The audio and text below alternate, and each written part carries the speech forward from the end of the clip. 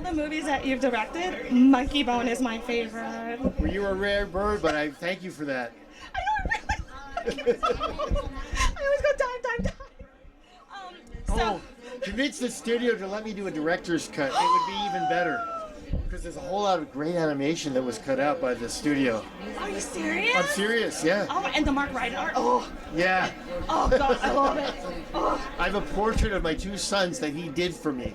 No. Yeah, it's By Mark Ryden. yeah, it's as weird and wonderful as you can imagine. I'm sure. I already forgot my question. I was had for you. So, Wendell Wild is based off a short story that you based off your kids. Yeah, it really began a long time ago. 20 years when my kids were little demons. I did a sketch of them as demons.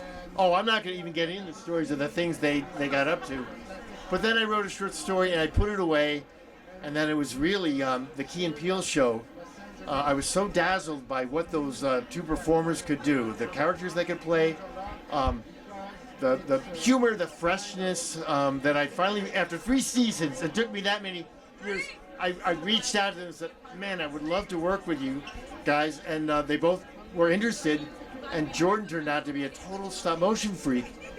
And so he became more than just a voice. He became a collaborator, a co-writer, and a huge contributor creatively. And that was before Get Out. Wow. And then once Get Out came out, I'm just riding his coattail.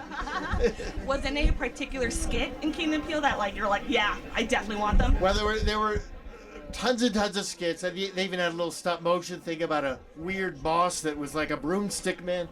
But the one that really got me is called Terry's, about those two weirdos who are they sneak plastic guns in the plane. They're gonna protect everyone from terrorists, but they're scarier than any terrorist could ever be.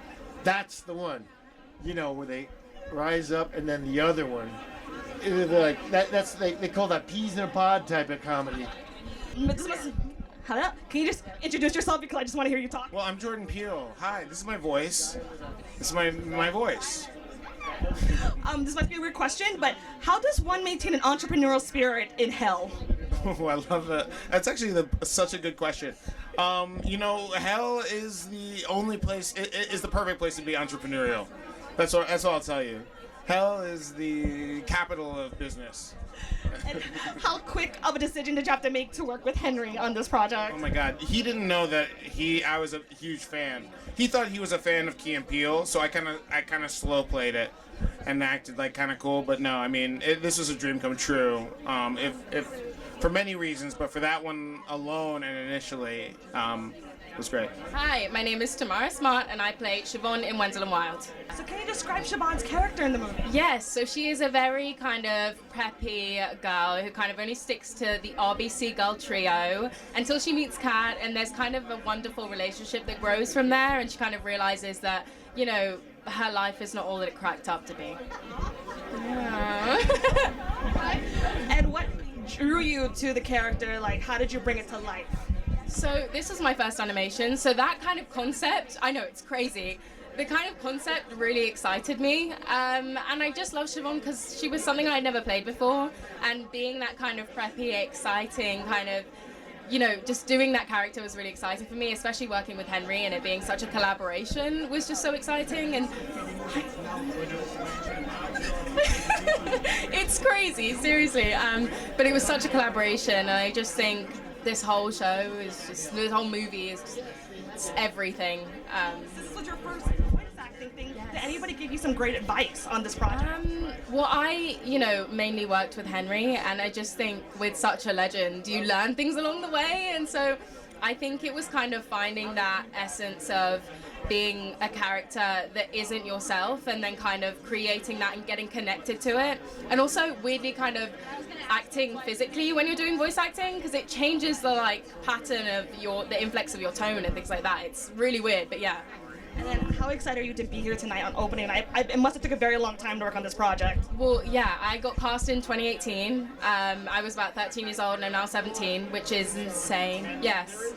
It's crazy and it's so nice to be here. I mean, I'm from London. I literally flew out yesterday, got here last night. So there's a lot of jet lag involved, but I am so glad to be here. It's such an amazing cast, and I haven't seen the movie yet, so I am so excited to see it. It's a real treat for me. My name's Clay McLeod Chapman, and I was the author with Henry Selick for the book that is based on Wendell and Wild. Okay, I'm actually wildly curious about that because I heard that it was based off a short story, but I can't find it. Yeah. So how do we find it? Well, we're still working on it. So, you know, this whole movie thing came about, and Henry was like, I gotta start working on this thing. So we put it down, and now hopefully we're gonna circle back to it. Do you think anything's going to change in the book now that the movie's out first?